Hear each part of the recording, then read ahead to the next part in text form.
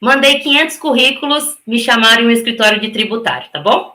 E eu me identifiquei com tributário, ou seja, eu estou em tributário desde o meu primeiro estágio. Mas eu estou contando essa história para vocês porque eu queria lembrar quais eram as dores que eu tinha naquela época e que a faculdade não me ajudou a sanar.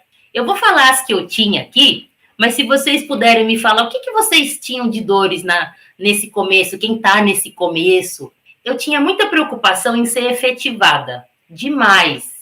Eu estava assim, no começo, eu estava no segundo ano da faculdade, mas eu já pensava, gente, como que eu faço para ser efetivada nesse escritório? Pensava naquele escritório propriamente dito. Então, isso era uma dor que eu tinha. E mesmo no primeiro estágio, eu ganhava muito pouquinho. Como é que eu arrumo um emprego para ganhar melhor?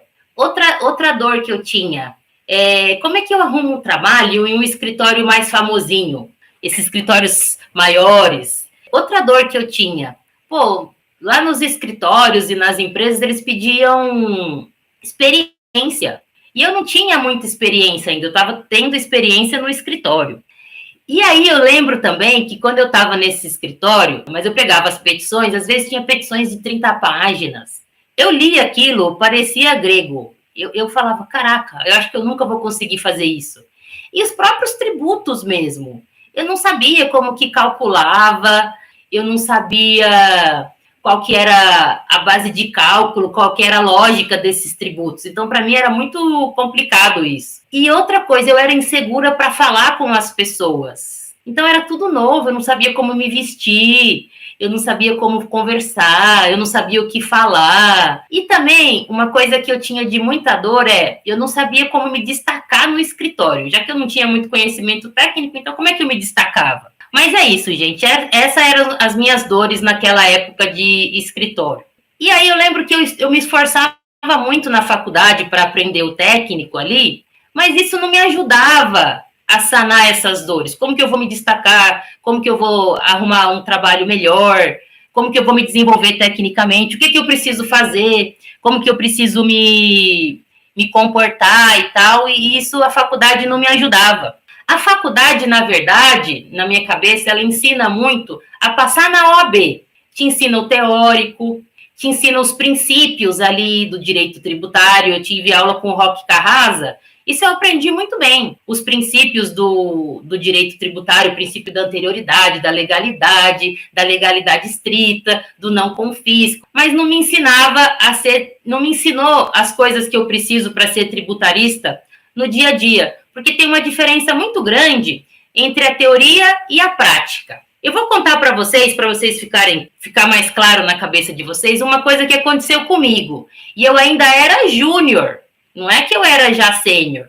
Eu estava na fase de júnior, caminhando para o pleno. Nessa época, eu trabalhava em um escritório, eu era júnior, com contencioso tributário. Contencioso tributário você tem um processo tributário rolando. E a gente tinha muitos casos de ICMS. Era um escritório menor esse que eu trabalhava. Então, era muito caso de ICMS e ISS. Aí, esse caso, ele estava cuidando de guerra fiscal. Eu preciso contar o que é guerra fiscal bem rapidinho aqui, para vocês entenderem. O que se passa. E guerra fiscal, hoje em dia, já foi julgado pelo STF. Naquele tempo era outro contexto. Eu acho que o ano era 2013, 14. Eu não sou muito boa de data, gente. Enfim, mas eu era júnior, pensa nisso. E o caso era de guerra fiscal. O que é guerra fiscal? Rapidinho aqui, tá? Vou falar o que é guerra fiscal.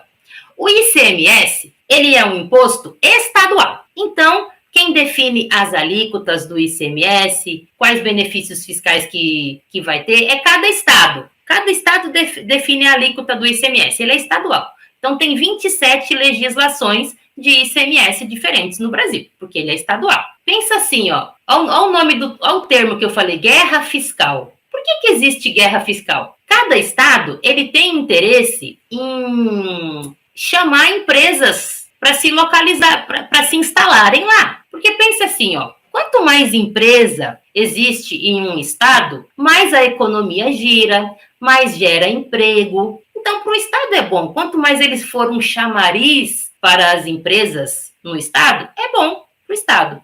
E como é que os estados, eles fazem para plantar o chamariz para as empresas se instalarem lá? Eles podem dar benefício fiscal de ICMS. Então, tem vários tipos de benefício fiscal. Vamos supor que a alíquota é 18%. Aí ele fala, olha, se você vier para cá, eu vou te dar um benefício fiscal e no final das contas, você vai pagar só 14%, por exemplo. Mas qual que é a consequência disso? O ICMS, ele é um imposto não cumulativo. O que significa isso? Primeiro, o ICMS, ele incide em cada fase da cadeia produtiva. Por exemplo, eu gosto muito de goiabada, é verdade, é meu doce predileto. Qual que é? Vamos imaginar uma cadeia produtiva da goiabada? Primeiro, tem a goiaba, né? Alguém planta a goiaba lá no sítio. Vamos imaginar que esse agricultor vendeu, pegou a goiaba, descascou, lavou, fez lá uma pasta de goiaba e vendeu para uma empresa que processa essa goiaba para deixar ela pronta para fazer a goiabada.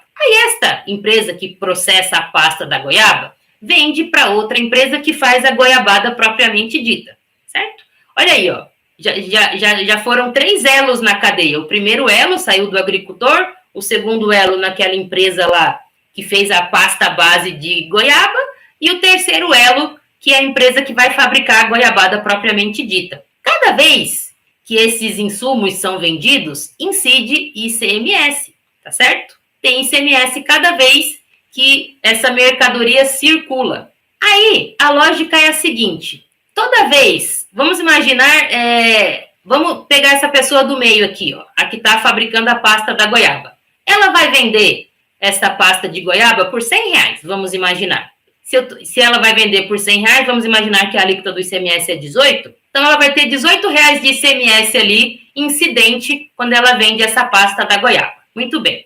Só que quando ela comprou lá a primeira goiaba já tratada, veio com ICMS também, tá certo? Se veio com ICMS na compra, ao invés de ela pagar esses 18 aqui na saída, ela vai descontar o ICMS que incidiu na compra. Vamos imaginar que na compra teve R$8 de ICMS. Então ela não vai pagar 18, ela vai pagar só 10, porque ela faz a conta 18 de débito menos os 8 de crédito que teve ali na entrada, o que sobra é 10 para pagar. E eu preciso contar essa história para vocês entenderem por que faz sentido o que eu vou falar agora. Bom, essa é a lógica do ICMS, não cumulatividade. E aí, o que é a guerra fiscal? Voltando para a guerra fiscal. Cada estado, ele fala assim, empresa, venha para cá que eu vou te dar benefício fiscal de ICMS. Só que aí existe uma regrinha que fala assim, estado, se você quiser dar benefício fiscal de ICMS, esse benefício fiscal vai ter que ser aprovado pelo CONFAS,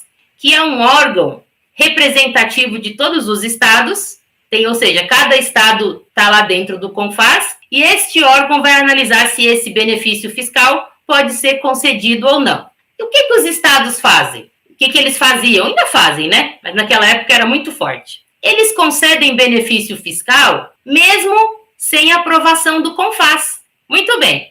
Os estados burlavam a norma que diz que os benefícios fiscais têm que ser aprovados pelo CONFAS e toma para você, benefício fiscal, vem aqui para o meu estado. Aí, o que acontecia na prática? Vamos imaginar que tinha uma empresa que estava em Minas Gerais. Minas Gerais tem benefício fiscal de ICMS. Aí, essa empresa de Minas Gerais, ela vende para uma empresa que está aqui em São Paulo. Aqui é Minas Gerais e aqui é São Paulo. Quando essa empresa de São Paulo compra, teve ICMS aqui na saída. Aí, São Paulo, ele fala assim, olha, mas eu não vou deixar você tomar todo o crédito de ICMS, não. Porque você teve benefício fiscal lá em Minas Gerais, então você não pagou 18% de ICMS. No final das contas, você pagou só 10%, tá? Vamos dar um exemplo aqui. Então, eu vou cancelar um pedaço do seu crédito. E aí, esse era o problema que tinha de guerra fiscal. Os estados descumpriam a norma de dar um benefício fiscal que não era aprovado pelo CONFAS, e o estado do estabelecimento que comprou essa mercadoria, ele cancelava os créditos. Então, quem saía prejudicado era o contribuinte. Este era o caso de guerra fiscal que eu cuidava na época. E naquela época, o STF ainda não tinha cuidado não tinha decidido essa matéria, tá certo? Então, o que acontecia? A gente tinha um julgamento no STF que estava esperando o julgamento ainda. A gente tinha um processo no STF que estava esperando o julgamento. Mas, no Tribunal Administrativo, que é o TIT, Tribunal de Impostos e Taxas aqui de São Paulo, os contribuintes estavam perdendo de lavada. Porque não adiantava falar, apesar de ter muitos contribuintes com decisão judicial favorável, no administrativo estava perdendo de lavada, de lavada. E aí eu, né, como era júnior indo para pleno, esses casos que não tinha muito o que fazer, que estava perdendo mesmo, a gente estava na última instância já. Era a Câmara Superior até que eu fui. Aí sobrou para eu ir lá fazer a sustentação oral. Olha que interessante. Agora é que vem o X da questão onde eu vou falar a diferença entre o que a gente aprende na faculdade e a vida real. Cheguei eu lá na Câmara Superior para fazer sustentação oral. Pensa na pessoa nervosa. Eu era júnior quase plena. Era a primeira vez que eu fazia sustentação oral lá na Câmara Superior. E o caso era perdido no administrativo. Bom, chegou lá eu. Eu não fui a primeira, eu fui a quarta. A quarta não, a quinta, porque eu era a última. Então teve 4 sustentações orais antes de mim. E eu só observando. E por coincidência, todas as sustentações orais, elas foram da mesma matéria, guerra fiscal. Todas elas. E todas elas, os contribuintes perderam, porque era um caso perdido mesmo. Não é que o advogado fez sustentação oral ruim, nada disso. Era realmente caso perdido. Aí, isso era, eu lembro que quando chegou a minha vez de falar, já era quase meio-dia. Então, pensa comigo, eu era a última, caso perdido, e os 4 anteriores tinham perdido já da mesma matéria. Então, o que eu pensei na hora?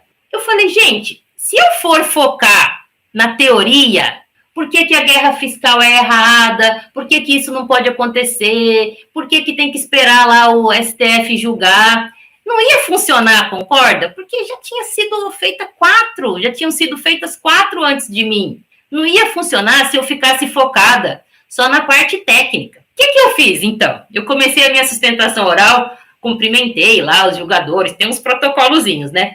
E logo na sequência eu falei, gente, é o seguinte, eu imagino, ó as ideias da pessoa, eu imagino que vocês devem estar com fome já. Já é perto da hora do almoço. Então vocês já estão cansados, estão com fome. Então eu nem vou tomar o tempo de vocês, ó. Eu nem vou tomar o tempo de vocês falando da parte teórica de guerra fiscal. Nada disso. Eu vou poupar o tempo de vocês. Eu não vou falar sobre isso. E aí eu foquei no seguinte ponto. Eu falei, olha, é o seguinte. Eu tinha feito uma pesquisa antes e vi quantos casos de guerra fiscal que tinha. Eu não lembro de cabeça agora, mas eram valores enormes, assim. E aí eu falei o seguinte, eu falei assim para os julgadores, é o seguinte, a gente tem X casos que julgam guerra fiscal. Se você for somar o valor de tudo isso, são valores astronômicos. A gente tem muitos contribuintes conseguindo decisões favoráveis no judiciário, porque naquela época a gente estava conseguindo mesmo. Muito bem.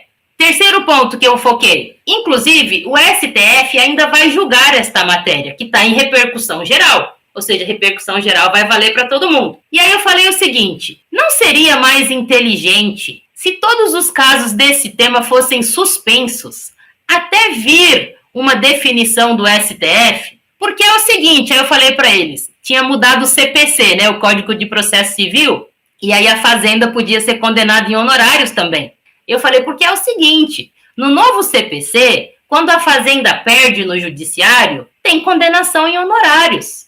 E se eu pegar aqui, ó, todos os casos que julgam essa matéria, vamos imaginar que a decisão seja favorável para o contribuinte depois. Olha o prejuízo que a Fazenda vai ter. Gente, a minha sustentação oral foi basicamente isso. Se tiver durado 6 minutos, foi muito rápido. E o que aconteceu? Alguém que estava um dos julgadores pediu vistas. O que é pedir vistas? Ele tirou o processo de pauta e disse que ia analisar alguma coisa ali. E esse processo não voltou em pauta, ele não foi julgado novamente, ele ficou anos e anos sem ser julgado. Eu saí desse escritório e esse caso não tinha sido julgado ainda, porque o STF ainda não tinha definido. Mas qual é a moral da história aqui, ó? Quando a gente foi contar para o cliente que o processo dele saiu de pauta, o cliente ficou super feliz, porque ele ganhou tempo. Ele não estava preocupado em ganhar o caso, ele estava preocupado em ganhar tempo, em economizar caixa. Porque quando a gente vai para o judiciário, no judiciário você tem que garantir o débito para você discutir. E no administrativo, não. Então foi uma coisa... Ninguém falou assim, eu vou suspender os processos por conta do STF. Não, ele foi só tirado de pauta e nunca mais voltou. Mas ganhou tempo. E não sei se talvez o julgador que tirou de pauta tenha pensado nisso. Ó, vamos ver o que a gente faz aqui, vamos analisar essa questão. Mas o fato é o seguinte, nem sempre, se eu fosse seguir o que eu aprendi na faculdade, eu teria ido ali para o teórico, não é mesmo? Eu teria ido para o teórico. Olha, guerra fiscal não pode por causa disso, não pode por causa daquilo. Mas no dia a dia, o que a gente tem que fazer é ler os cenários. E às vezes o teórico não ajuda tanto. Este é um típico caso de que o teórico não me ajudou. O que me ajudou foi eu ler o cenário ali e partir para uma outra argumentação.